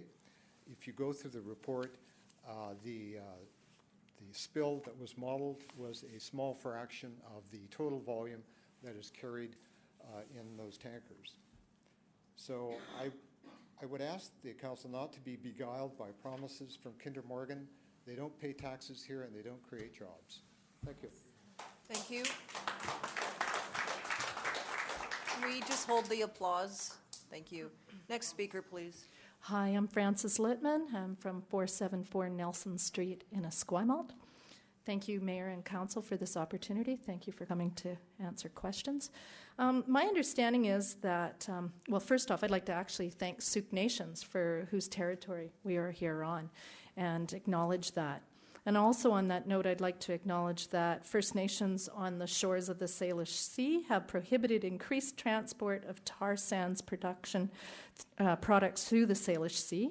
And their international treaty, signed in September 2014, makes Kinder Morgan's project illegal under Coast Salish law. So on continuing on that, I'd also like to point out that your lovely Wild Ark resource center for recovering and injured animals here in Souk is a real gem, and it only can take care of 4 oil-soaked birds. That's it, 4. So it sounds to me like there's a huge remediation process. There's a lot involved, as we know from past history of oil spills, and it always seems to fall on the volunteers. I'd like to hear more about what's involved in the remediation process, who's responsible. My understanding is, as well, having attended the conference in Vancouver, the UBCM conference, and talked to Kinder Morgan representatives over there, that there's a real big question about whose jurisdiction things fall in. So it's always the question that it can take a lot of time and a lot of lost time, which is very valuable time, to determine who's responsible. So I'd like to hear more about that. Thank you, Ms. Littman. Can you please hold the applause? And the reason why I'm asking this is because when council deliberated and heard a different perspective, the room was very respectful to that. So I think we need to demonstrate the same on both occasions. Thank you. Do you have an answer for Ms. Littman? Yeah, there was a couple of things in there. The last piece was about responsibilities and jurisdictions. I think it's quite clear. Primarily, I mean, it's a summary. The federal government is responsible for the oceans and safety, and Environment Canada is the lead agency for marine environmental issues. And the province is through BCMOE is the agency that's responsible for shorelines. And in the event of a spill, the remediation would be specific to whatever those spill conditions were. So it's kind of hard to say what it would. There's not a one-size-fits-all remediation. So it would depend on the size and the extent of the spill and the conditions. But it would be the proponents or the responsible party would be responsible for the cost of the remediation.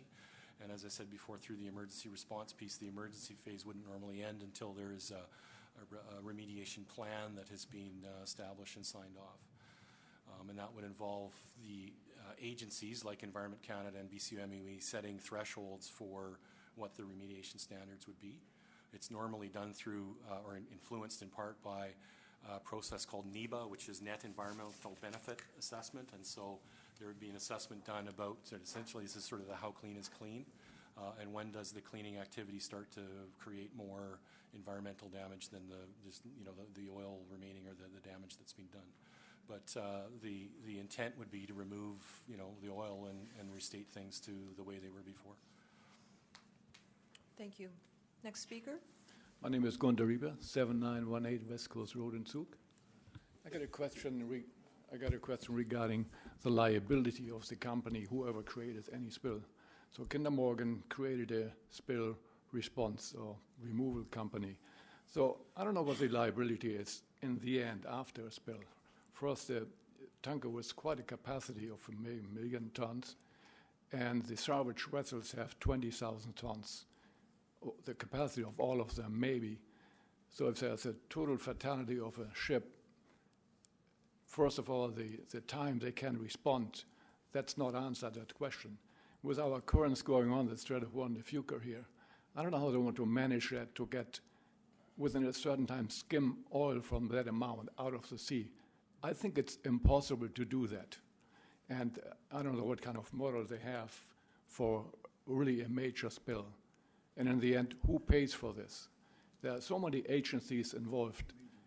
By the time, because I think in the end that the taxpayer will pay for this and not the transporter of the oil. Thank you. Thank you. Response? Yeah, so in Canada there's a structure for liability for marine oil spills, ship source spills. It's defined under the Marine Liability Act, and it creates an agency, a federal agency called the Ship Source Oil Pollution Fund. It's the Office of the Ship Source Oil Pollution Fund. But Canada is a signatory to international conventions that do two things. One limits the liability of tankers, tankers and other ships, but the one we're talking about here is tankers. But it also provides access to an international fund to fund oil spill cleanup.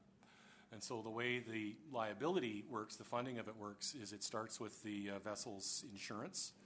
which, as I said before, is capped at about $130 million under this convention. The next thing that kicks in is a $1 billion fund through these international fund that Canada has access to.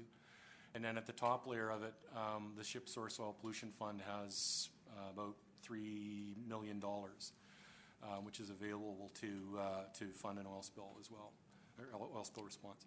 So for a Canadian that's affected by a spill, they can either try to pursue these funds themselves, or the purpose of this office, the Ship Source Oil Pollution Fund office, is that you can make your claim with them, and then they would seek out the funds from the ship's insurance, from the international fund, and if all of those things were used up, their own funds. So there's a total of about $1.3 billion available. There's never been a spill in Canada that's been that much. There have been spills in the U.S. that cost more. It tends to be a very high-cost regime. I'm often asked about, well, what happens if all those funds are used up? That would be a very extreme case. But what the federal government has indicated through this Federal Tanker Safety Panel process is that they would consider implementing they would continue to fund the remediation and the cleanup and the remediation. And they would recoup the money through a surcharge on petroleum moved in the country. So that last piece remains to be determined by the federal government, but they've indicated that that's the direction that they're headed in. If I may just clarify, after you spoke on the vessel insurance, the $1 billion fund, that's an international fund? It is. So it's something that countries around the world contribute to and have access to in the event of a large spill. Is there a specific name for it? Anyway, I should mention too, there's lots of stuff we didn't cover here tonight. The last slide I had was our website. There's information about that on our website, specifically that fund and the name.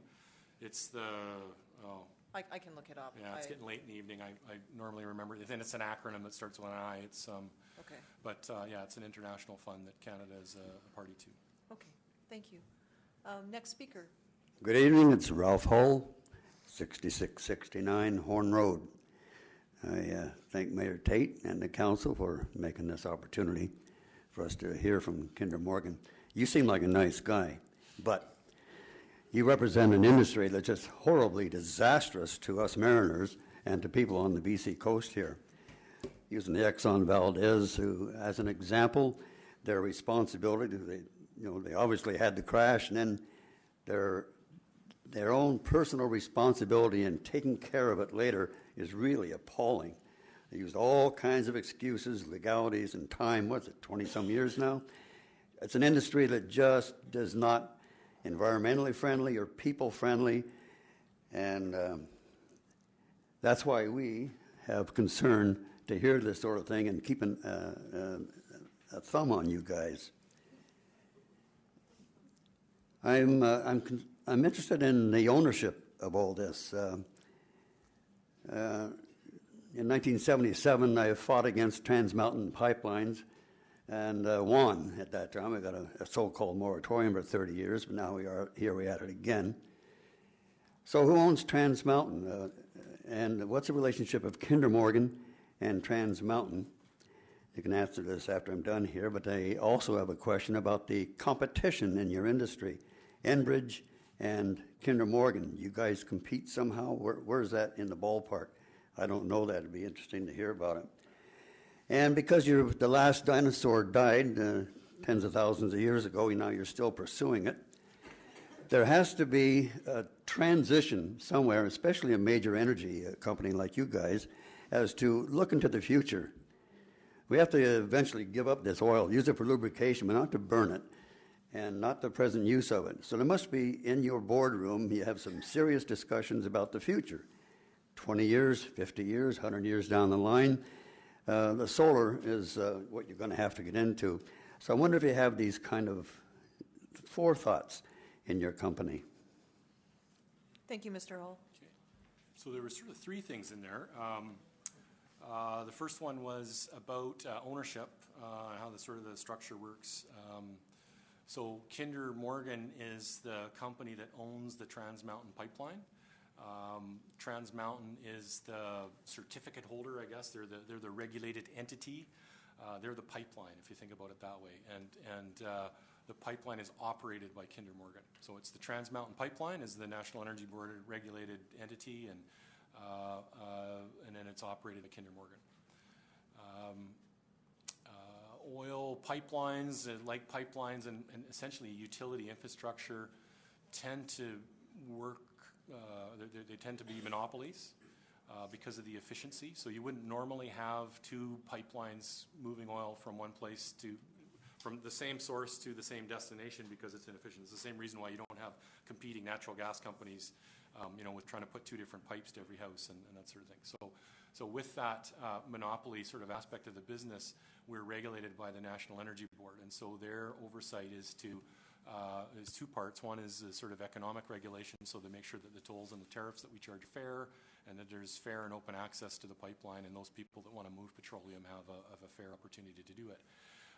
The second part of their regulation is technical, and so it's under the NEB Act, they have regulations that govern the safety of pipelines.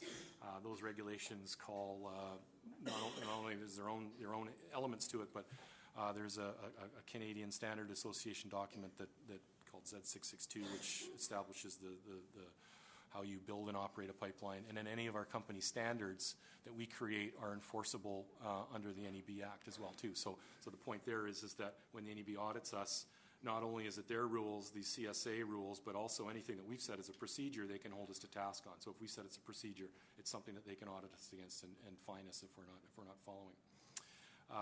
So that's kind of the regulation of pipelines. And so in this case with our project, and generally, we don't compete with other pipelines the same way that a Max and a 7-Eleven might compete, or that Starbucks and Serious Coffee compete.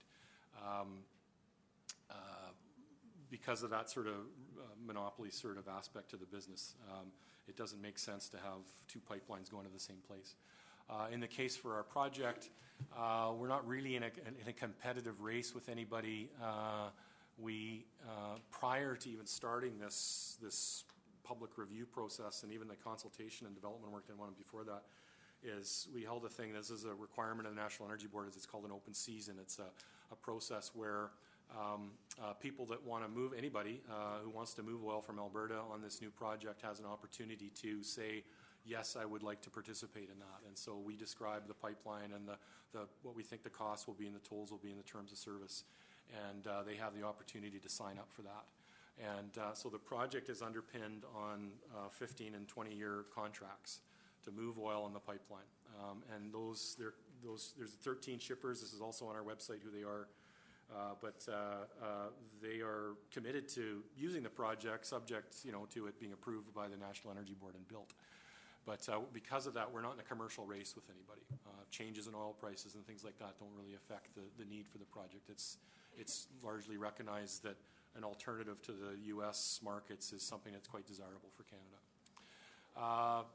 And the third part of the question was about, I've forgotten now. Renewables. Transition, yeah, sorry, that's right. So they're very good points. I think there's a growing recognition of challenges and effects of using hydrocarbon fuels in all our lives. It's something that our civil society in the world depends on. So not just here in Souk, but everywhere in Canada and around the world. Petroleum is a fundamental piece of how our lives work and how our society works. And you can look around in this room, and there's probably nothing in here that wasn't made possible in part because of petroleum, either because of the cost that it was provided at or the efficiency of getting it here.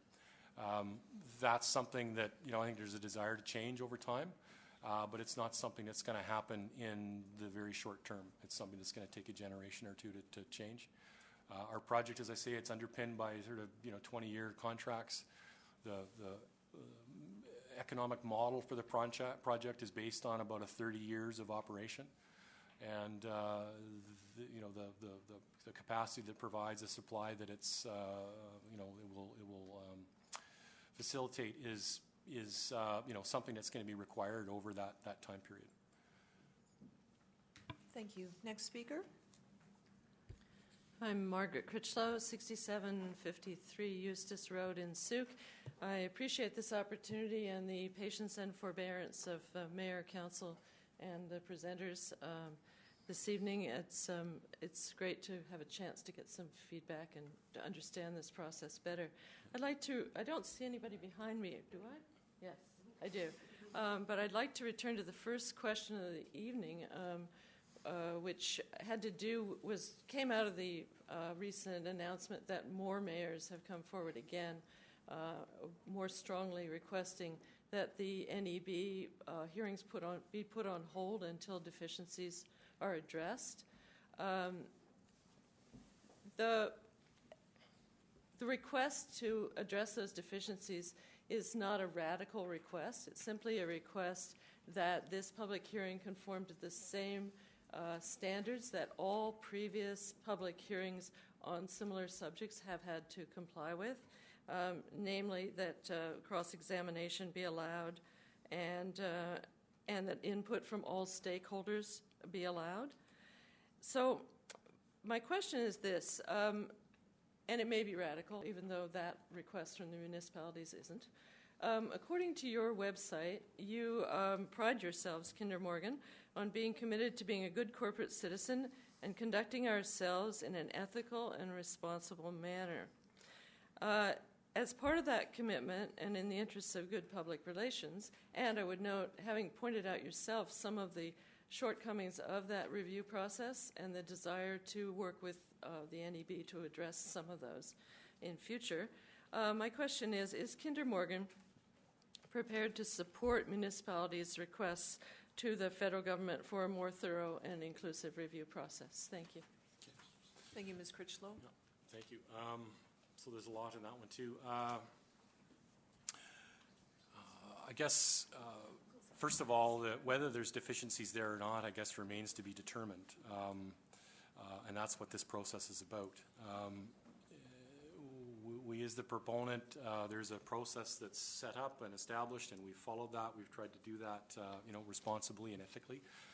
As I said before, part of what we did was make sure that there was a real underpinning for the project. The commercial underpinning was there before we started all of this. We're following the process and we're following the rules, and we're already regulated by the National Energy Board, and we will follow the process that they've established. And then outside of that process, there's opportunity for appeals and to question the proceedings if that's necessary.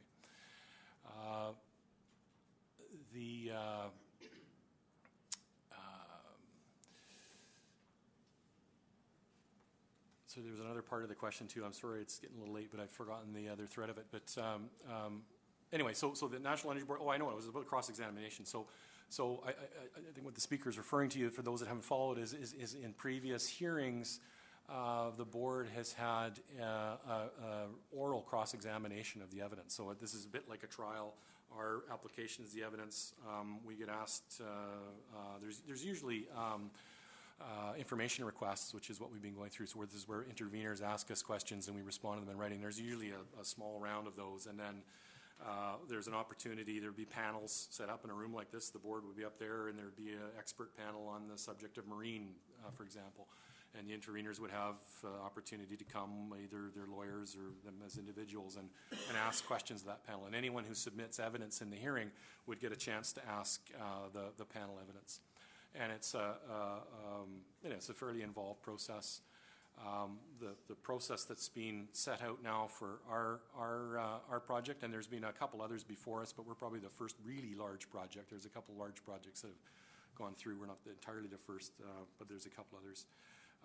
The difference this time is that oral cross-examination isn't happening. There's still an opportunity for interveners to come and make their final argument to the board, and that will go on, as I said, later in the summer. But the cross-examination in this case is being done through I can tell you on my part, it feels really onerous process of written questions. And so there is cross-examination of the evidence. It's being done in a written form. I can't speak for the board, but I assume that they felt that was a much more efficient means to do it. We have answered, our application was 15,000 pages. We've answered to date over probably 17,000 information requests to interveners along the pipeline. And if people don't like the answers, they have the opportunity to ask the NEB to compel us to give more. And there's a process where, that works out as well too. So that's the process that the National Energy Board has set out for us, and it's the process that we're going through. And outside of that, there's an opportunity for appeals and different things through the courts and other things, and that will go on as part of the project as well. And it's part of how civics work in Canada. Thank you. Next speaker. Hi, I'm Zoe Blunt with Forest Action Network, wildcoast.ca, 6719 West Coast Road. I want to speak about the opposition to this project. And we're part of the group that supported the protests at Burnaby Mountain. Thousands of people came to Burnaby Mountain for 6-8 weeks to protest and to block the test drilling of the mountain, where they want to put a pipeline through Burnaby Mountain to the terminal. And those 120 people were arrested. All the charges were thrown out because Kinder Morgan surveyors didn't read the GPS correctly. And so the injunction was invalid, and which has led a lot of people to question how they think they can drill a pipeline through a mountain when they can't read the GPS. People are still, surveyors are still surveying for the next series of test holes in places like Langley and East Burnaby, and people are still blocking them. So what people are doing is these very exuberant young people are just standing in front of the surveyors and blocking their lasers, and the surveyors simply pack up and leave. So this is causing a lot of delays. We helped bus hundreds of people over to Burnaby Mountain to support, as many of the people who were arrested are from Vancouver Island here, probably from, maybe even from Stuk here.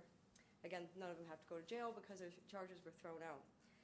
But the operation, the whole process, the police, the RCMP, cost millions of dollars. And the city of Burnaby wants Kinder Morgan to pay for it. And sooner or later, the city of Burnaby is going to run out of money for the RCMP. They don't have an infinite amount of money. And I'm just kind of curious, like, how Kinder Morgan thinks that they are going to, how many people do you think are going to be arrested stopping you? And I'm talking about peaceful means. Understand that you're concerned about people defending their land and water by targeting your infrastructure and destroying it, which people do every day all over the world. They destroy pipelines in war zones everywhere in the world, critical infrastructure. But I'm saying that people can stop it peacefully without damaging any property if they choose to do that. And I don't think that there is enough money in the whole world to pay for enough policing that's going to get that pipeline through. So I'm wondering, where do you think the money is going to come from to incarcerate the thousands of people? Ms. Blunt, can you direct your question to me, please? Thank you very much. Could you ask him where he thinks the money is going to come from? Yeah, I'm sure he's heard, but it should come through to me. Thank you. Well, I would hope that it doesn't come to that. We have, democracy in Canada, and we have agencies that are established to review these difficult questions. We've talked a lot tonight about, the really most negative part of all this, and it's not a certain outcome of the project, but it is a potential that we all have to consider, which is oil spills. Part of what's before the National Energy Board is making a decision about what's in the public interest, and so under the National Energy Board Act, this group is established to, make an arm's length informed decision about whether the project's in the public interest. We haven't talked much tonight about the benefits that it would bring, not only in terms of immediate and concrete benefits to the economy in terms of the actual project itself, but the opportunities, and this is really the bigger driver for the project, is the providing access to Canadian production to other markets so that we can take advantages of differences in prices when they occur. It's an important thing for Canada and for its trade. The board will consider the certain impacts of the project, which is essentially, digging a ditch from Alberta to Vancouver and putting a pipe in it, filling it in again, and it involves stream crossings and dust and noise and other things like that. It all has to be done in an environmentally responsible way. And they will consider those, and then they will consider the potential things that might happen that aren't certain but what need to be considered, which is spills on land and spills on the water as well too. And so the board will take all of that into their consideration in terms of making what is obviously a difficult condition. This is a project that there's many supporters for, and there's also people that are, we've just heard from one of them that are concerned about it. In Burnaby today, we pay about $7 million a year in property taxes between school funding and municipal taxes. If the project proceeds, we would pay about $13 million. So there are benefits to Burnaby. In addition to that, the construction of the terminal, the tank terminal, and the dock is about a $750 million project. And would be conducted over the course of about 3 years, and so it's a significant economic boost for the Lower Mainland in that regard as well. I think Burnaby has been in the media. They're responsible for RCMP costs, and they've seeking avenues for funding alternate to that. But so far, I don't believe that they've found any funding. So, Thank you. Next speaker. Terry Dance Benning. I live on Kimpta Road in Esquimalt, and I'm within view of tankers going by every day. I'm also a volunteer regional organizer with Dogwood Initiative. Just want to comment on one thing around the ship. Who has the liability for a ship-sourced oil spill? And Kinder Morgan has referred to $1.3 billion being available for cleanup from the ship owner and from international and Canadian pollution funds. However, the Exxon Valdez, which contained 275,000 barrels, which would be far less than what the tankers we're looking at there would carry, in current dollars would equal $6.5 billion. And that was for the Exxon Valdez. So to my mind, we're not even beginning to talk about the true costs. And I agree with previous speakers that in all likelihood it will come down to taxpayers being responsible. And the other point I wanted to make was in terms of jobs, we've heard about 12 potential jobs in Souk. Wow.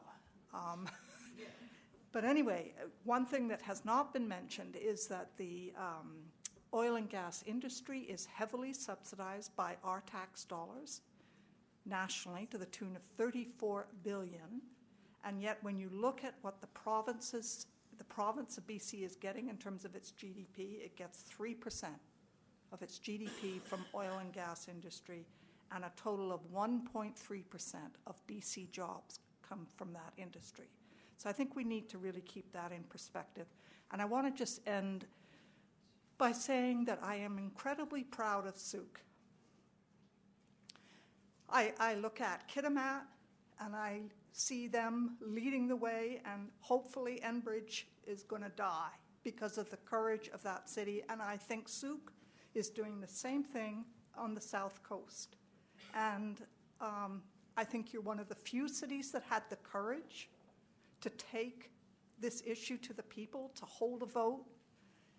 And I think it reveals, in fact, that Kinder Morgan does not have a social license. And you are not alone. Souk is not alone. There are countless cities throughout the south coast. But I just want to say how proud I am that you've led the way. Thank you. We're approaching 9. There's just a few more speakers. Maybe we'll call the last 3 that are in line, and then we'll wrap it up from there. Please go ahead. My name is Barry Whiting, 7011 Grant Road. What we're talking about is billions of dollars, and that's hard to stop because our focus is on harvesting a finite planet. We have to stop. Sooner or later, we have to stop. And if you don't believe me, you ask the people of California this evening. This is it's not about domestic use. It's about increasing the usage, shipping it to market, to be used somewhere else, but still turning it into CO2, which is going to poison our planet and the water.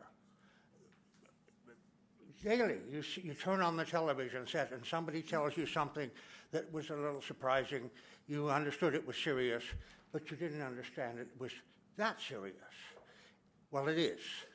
And these people are not our friends. They're looking for money.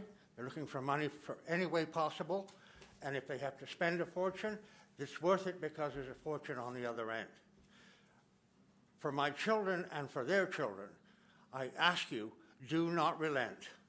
Do not relent. Thank you. Thank you, Mr. Whiting. Next speaker, please. Hello, my name is Darren Alexander. I live on Kaltassin Road here in Souk. I thought that your reference to your company, Kinder Morgan, as the FedEx of the petroleum business was appropriate because the FedEx, as was pointed out earlier, the oil and gas is hugely subsidized in this country to the tune of $30 billion. And FedEx is one of those gigantic monolithic corporations that takes full advantage of that, as does Kinder Morgan. What you talk about, the $100 million that goes towards jobs for spill response, that is disaster capitalism, put plainly.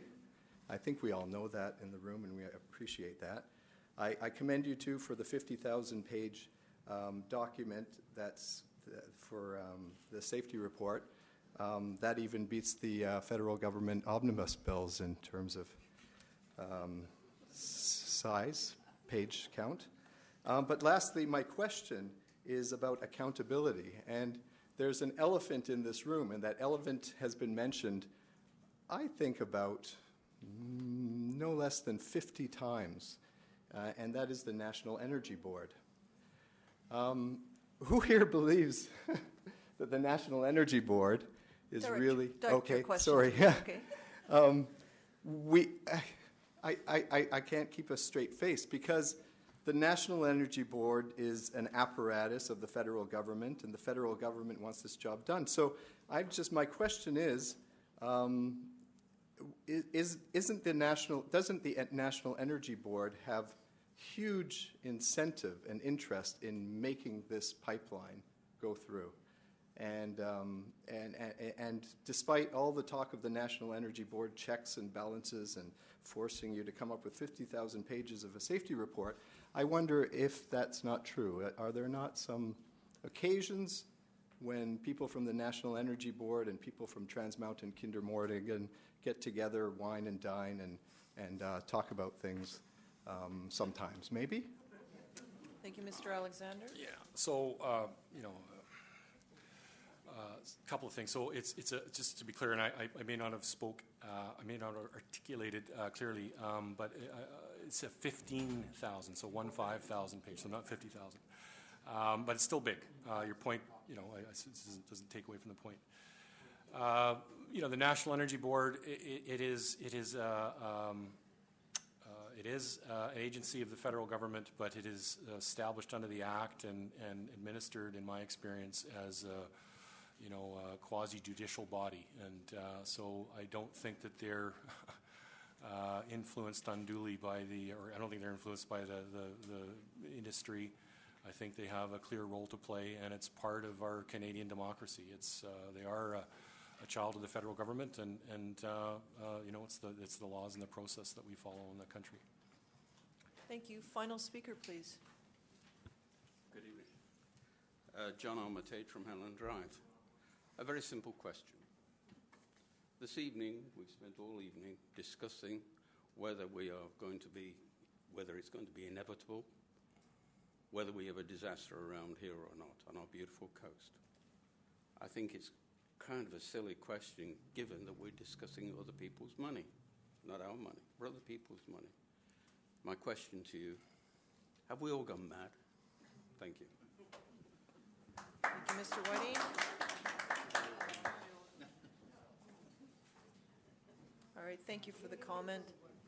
I don't know. I suppose that's open to debate. So at this point, I would like to thank Mr. Davis for your time today, your presentation, for addressing the questions and providing the PowerPoint and all the information, and your crew, Mr. Tupper and Lizette, and your other colleague for coming out to Souk this evening. Wish you a safe travel back. I'd like to thank everyone for attending this evening and hope that that we've all learned something or had an opportunity to at least express a point of view or ask a question. So on that note, I'd like to call for a motion to adjourn. Moved by Councillor Parkinson. Any further debate? All those in favor? Opposed? Carried unanimously. Thank you very much and good night.